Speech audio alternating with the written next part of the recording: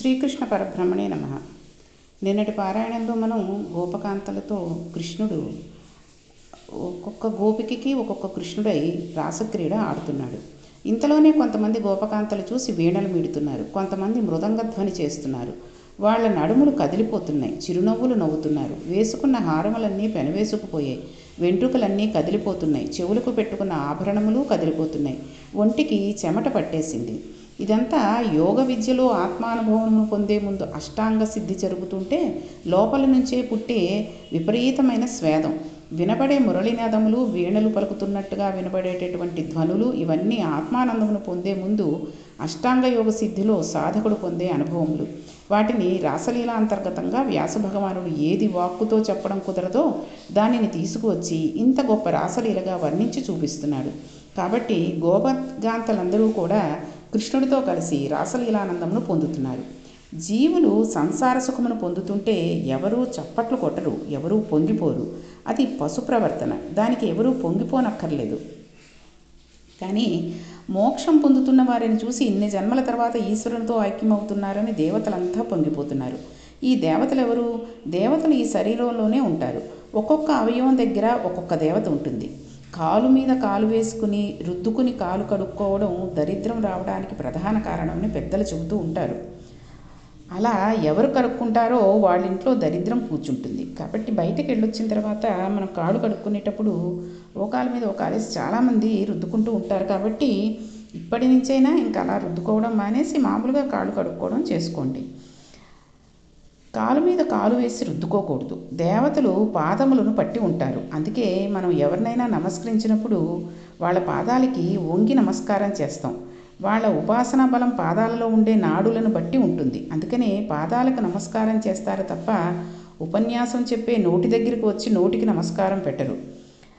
అలాని బుద్ధి ఉంది కదా ఈయనకి అని చెప్పి బుర్రకి నమస్కారం పెట్టరు. పాదాలకి నమస్కారం పెట్టేటప్పుడు కూడా వాళ్ళ కుడి పాదానికి మన కుడి చేయి వచ్చేటట్టు, వాళ్ళ ఎడం పాదానికి మన ఎడం చేయి తగిలేటట్టు ఎడం చేతి మీద కుడి చేయి వేసి దండం పాదాలకి నమస్కారం చేయాలి.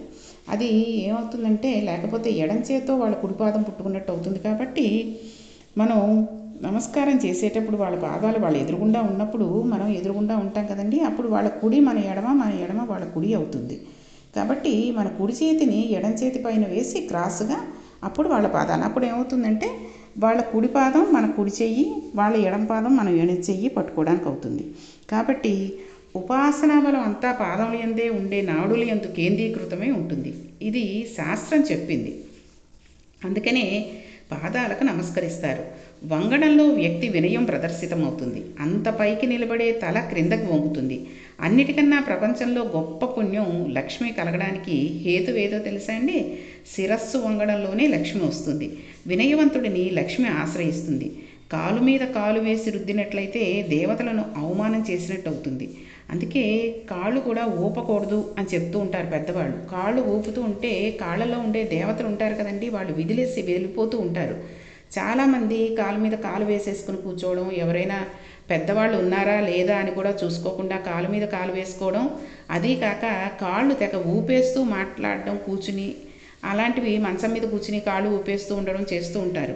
ఈ పాదాల మీద ఎప్పుడైతే ఈ దేవతలందరూ ఉంటారో ఇలా కాళ్ళు ఊపేయడం వలన, తర్వాత ఈ కాలు మీద కాలేసుకుని రుద్దుకోవడం వలన, ఇలాంటివన్నీ చేస్తున్నందువల్ల దేవతలు ఆ పాదాల దగ్గర నుంచి వెళ్ళిపోయినందువల్ల మనకి ఆ లక్ష్మి విడిచిపెట్టి వెళ్ళిపోయి దరిద్రం సంభవిస్తుంది. ఇది శాస్త్రంలో ఉంది కాబట్టి మనం నమ్మాలి, తప్పదు.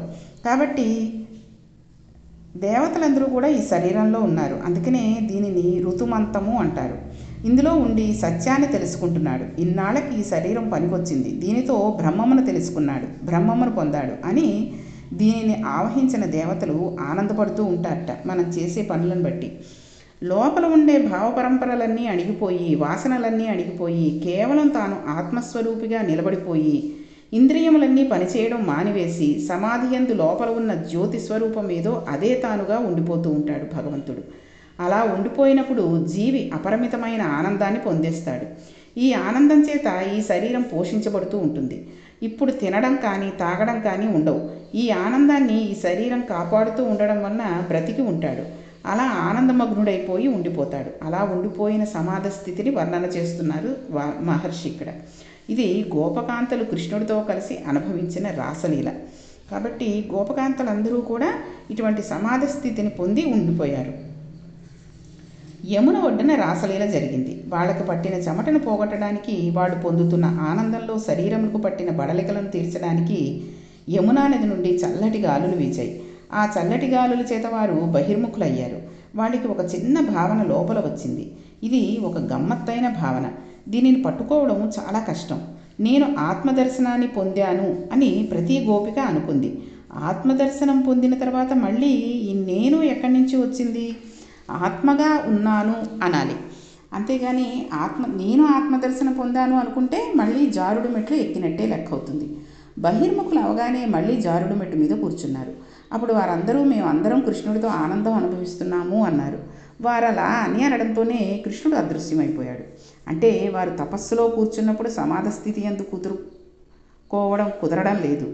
బ్రహ్మజ్ఞానికి ఉన్మత్తుడు అని పేరు. బ్రహ్మజ్ఞాని పిచ్చివాడిలా ఉంటాడు, అలా వెళ్ళిపోతూ ఉంటాడు, ఒక చోట ఉండడు. అందుకే శివుడికి కూడా చూడండి మహోన్మత్తుడు అని శివుడి అష్టోత్తరంలో ఒక పేరు ఉంది. శివుడు ఏంటంటే ఒక చోట స్థిరంగా ఉంటాడా? ఉండడు. ఇటు పక్క శ్మశానాల్లో ఉంటూ ఉంటాడు. భక్తిగా ఒకరు ఎవరైనా పిలిచారంటే బోళాశంకరుడిగా ప్రత్యక్షమైపోతూ ఉంటాడు. అంతటా నిబిడీకృతమైపోతూ ఉంటాడు. కాబట్టి బ్రహ్మజ్ఞాని ఎప్పుడూ కూడా అతనిని ఉన్మత్తుడు అనే పిలుస్తూ ఉంటాడు. అతను పిచ్చివాడిలా ఉంటాడు. అలాగా ఒక చోట కుదురుగా ఉండకుండా ఏవేవో తనలో తాను చదివేసుకుంటూ ఉంటాడు. ఎవ్వరూ లేని చోట కూర్చుంటాడు. తనలో తాను చెప్పుకుంటూ ఉంటాడు, నవ్వేసుకుంటూ ఉంటాడు. బ్రహ్మంతో అనుసంధానం అయిపోతూ ఉంటాడు. బాహ్య ప్రపంచంతో అనుసంధానం ఉండదు. ఇది పిచ్చితనంగా కనబడుతుంది చూసేవాళ్ళకి. ఇప్పుడు వీళ్ళకి కృష్ణుడు కావాలి. కృష్ణుడు కావాలంటే కృష్ణుడు ఎక్కడ ఉన్నాడని మనుష్యులను వెళ్ళి అడగాలి. వీళ్ళు మనుష్యులను అడగడం లేదు. వీళ్ళు రకరకాల చెట్ల దగ్గరికి వెళ్ళారు. వెళ్ళి, ఓ పున్నాగ చెట్ట, కృష్ణుడు ఇక్కడికి వచ్చాడేమో నీవు చూసావా? నీ పూలలో దాక్కున్నాడా? నీ చెట్టులో దాక్కున్నాడా? ఓ మన్మథ వృక్షమా, నీకు తెలుసా? చందన వృక్షమా, నీకైనా తెలుసా అని ఆ చెట్లను అడుగుతున్నారు. పోతన గారు ఒక పద్యంలో చాలా ముఖ్యమైనది, అంటే ఇది ఆంధ్రదేశంలో బహుప్రఖ్యాతమైనది అని చెప్పచ్చు ఈ పద్యాన్ని. నల్లనివాడు పద్మనయనంబులవాడు కృపారసంబుపై జల్లెడివాడు మౌళి పరిసర్పిత పింఛమువాడు నవ్వు రాజిల్లెడి మోమువాడొకడు చెల్వల మానధనంబులను తెచ్చెను మల్లియలారా మీ పొదల మాటన లేడు కదమ్మ చెప్పరే అన్నారు. ఈ పద్యం ఆంధ్రదేశంలో చాలా ప్రఖ్యాతమైనది. వీళ్ళందరూ వెళ్ళి మల్లె పొదలను అడుగుతున్నారు. ఓ మల్లె పొదల్లారా, నల్లగా ఉంటాడు, చక్కటి నవ్వు నవ్వుతూ ఉంటాడు, పద్మముల వంటి కన్నులు ఉన్నవాడు, నెమలి పింఛము ధరించినవాడు. ప్రయత్నపూర్వకంగా ఈ మాట ఎందుకు వాడారో మనం గ్రహించుకోవాలి. మనలో చాలామంది తెలియక కృష్ణుడు ఇంతమంది కాంతలతో సంభోగం అనుభవించాడని అనుకుంటారేమో అని మౌళి పరిసర్పిత పింఛమువాడు అన్నారు. నెమలి పింఛమును ధరించినవాడు అని అన్నారు. ప్రపంచంలో ఎవరైనా సరే ఒక కాకి ఈకను కానీ, పావురా ఈకను కానీ, లేకపోతే ఇంకో పిచక ఈకనో ఇంకో పక్షి ఈకనో తెచ్చి తలలో పెట్టుకున్న వాళ్ళు ఎవ్వరూ ఉండరు. ఈ కొండజాతి వాళ్ళు పెట్టుకుంటారు, కానీ వాళ్ళు పెట్టుకునే పక్షుల ఈకలు కూడా ఇటువంటివి కాదు. ఈక అంటే వెంట్రుక, పక్షికి ఈక పక్షి వెంట్రుక. ఇది చాలా బాగుందని పక్షి వెంట్రుకను తెచ్చి ఎవరు తల మీద పెట్టుకోరు. మరి కృష్ణ భగవానుడు నెమలి ఈకని ఎందుకు పెట్టుకున్నాడు? దాని వెనకాతల ఒక పెద్ద రహస్యం ఉంది. రాసలీలను తెలియక ఎవరైనా తప్పుగా అర్థం చేసుకుని దుష్ప్రచారం చేస్తారేమోనని కృష్ణుడు నెమలి ఈకను పెట్టుకున్నాడని పేర్కొనడం జరిగింది. ఆయన అనేక మంది భార్యలతో ఉన్నట్టు ఉంటాడు. ఆయన అస్ఖలిత బ్రహ్మచర్యమును నిరూపించడానికే నెమలి ఈకని పెట్టుకుంటూ ఉంటాడు. అది ఎలాగంటే, సృష్టి మొత్తం మీద స్త్రీ పురుషుల సంభోగం లేకుండా పిల్లలను కని ఏకైక ప్రాణి నెమలి. నెమలి వర్షాకాలంలో నల్లని మబ్బులు పట్టి ఇంకా వర్షం పడుతుందనగా ఆకాశంలో మెరుపులు మెరుస్తుంటే మగనెమలి పింఛం విప్పి నాట్యం చేస్తూ ఉంటుంది. అలా నాట్యం చేస్తున్నప్పుడు మొట్టమొదటి వాన చినుకులు క్రింద పడుతూ ఉంటే అది పొందిన ఆనందానుభూతి చేత లోపల నుండి కదిలిన ఆనందం దాని కంటి వెంట నీటి చుక్కగా కింద పడుతుంది. అది పడుతున్నప్పుడు ఆడనెమలి వచ్చి దానిని నోరు పెట్టి తాగి గర్భం ధరిస్తుంది. అంతేగాని దానికి భౌతికమైన సంపర్కం లేదు. ఇదే రాసలీల. అందుకే కృష్ణుడు నెమలి ఈకని ధరిస్తాడు. కృష్ణుడు ఆడవారందరితో కలిసి జులాయిగా తిరిగినవాడు కాదు. ఆయన పరబ్రహ్మమై జీవ బ్రహ్మైక్య సిద్ధిని ఇస్తున్నాడు. ఇప్పుడు వాళ్ళందరూ కృష్ణ పరమాత్మ అనుగ్రహాన్ని పొందారు, జలక్రీడలాడారు, అందరూ జీవ బ్రహ్మైక్య సిద్ధిని అనుభవించారు. దీనిని రాసలీల అని పిలుస్తారు. అందుకే మనం కృష్ణ నెమలి పింఛాన్ని కూడా తీసుకొచ్చి మన ఇళ్లలో అది ఉంచుకుంటూ ఉంటాం. ఎందుకంటే బ్రహ్మచర్యమని అవలంబిస్తూ కూడా అంతమంది ఆడవారందరితోటి రాసలీల చేసినటువంటి కృష్ణ భగవానుడు ఎంత బ్రహ్మచర్యాన్ని పాటించాడో, అలాగే ఇళ్లలో ఉన్నవాళ్ళు కూడా అంత బ్రహ్మచర్యంతో భార్య భర్త పైన, భర్త భార్య పైన మాత్రమే అనురక్తిని కలిగి ఉండాలి అనే విషయాన్ని మనం ఎప్పుడూ తలుచుకుంటూ ఉండాలనే ఉద్దేశంతో ఈ నెమలీకలను కూడా ఇండ్లలో పెట్టుకుంటూ ఉంటారు. ఈ రాసలీల అనేది ధ్యానం చేత తెలుసుకోవాల్సిన రహస్యం. సాధారణంగా శ్రోత మన స్థితిని ఎలా ఉంటుందో ఋషులు పసిగెడతారు. మనం ఎంత చెప్పినా నాకు అర్థం కావడం లేదు, ఇలా పరకాంతలతో కలిసి కృష్ణుడు ఎలా ఆడాడు అని పరీక్షిత్తు పలుమార్లు సుఖమహర్షిని ప్రశ్నిస్తాడు. అప్పుడు శుకుడు, నేను నీకు ఒక మాట చెప్తాను. ఈశ్వరుడి లీల లోపల ఉండే జ్ఞానాన్ని నీవు అందుకోలేని స్థితి అయితే ఒక విషయాన్ని నీవు జ్ఞాపకం పెట్టుకో. అగ్నిహోత్రమును తీసుకువెళ్ళి శవం మీద పెట్టినట్లయితే అది శవాన్ని కాల్చేస్తుంది. శవము కాల్చిన అగ్నిహోత్రం మళ్ళీ వెళ్ళి ఎక్కడైనా తలస్నానం చేస్తుందా? చెయ్యదు. శవమును కాల్చిన అగ్నిహోత్రానికి అపవిత్రత లేదు. అగ్నిహోత్రం మనకి వంట చేసి పెడుతుంది, అందువలన అగ్నిహోత్రానికి పుణ్యం రాదు. యజ్ఞంలో అగ్నిహోత్రం ఉంది, మీరు స్వాహ అంటూ హవిస్సులు దేవతలకు ఇచ్చారు, అందువలన అగ్నిహోత్రానికి గొప్పతనం ఏమీ రాలేదు. శవమని కాల్చిన అగ్నిహోత్రానికి అపవిత్రత లేదు. యజ్ఞంనందు కొత్తగా పవిత్రత లేదు. అపవిత్రత లేదు, పవిత్రత లేదు. ఏ పనులు చేసినా అగ్ని మాత్రం అగ్నిగానే నిలబడుతుంది. వస్తు సంపర్కం అగ్నికి లేదు. కృష్ణునికి కూడా అలా మనం భావించగలిగితే రాసలీల మనకి ఇబ్బంది ఏముంటుంది? ఈ ప్రశ్నని సుఖమహర్షి పరీక్షితుని అడిగాడు. ఆ స్థాయిలో నీవు ఆలోచించు. కృష్ణుడు అనగా అగ్నిహోత్రం కాబట్టి ఎవరిని ఎలా ఉద్ధరించాలని అనుకున్నాడో వారిని అలా ఉద్ధరించాడు. ఈశ్వరుడికి ఏ సంపర్కము లేదు, అందుకే నెమలి ఈకను పెట్టుకున్నాడు. అగ్నిహోత్రమే ఉన్నాడు. నీ కంటికి అగ్నిహోత్రం పవిత్రత పాడవకుండా కనబడుతోంది. కృష్ణుడి విషయంలో నీకు అలా ఎందుకు కనబడదు?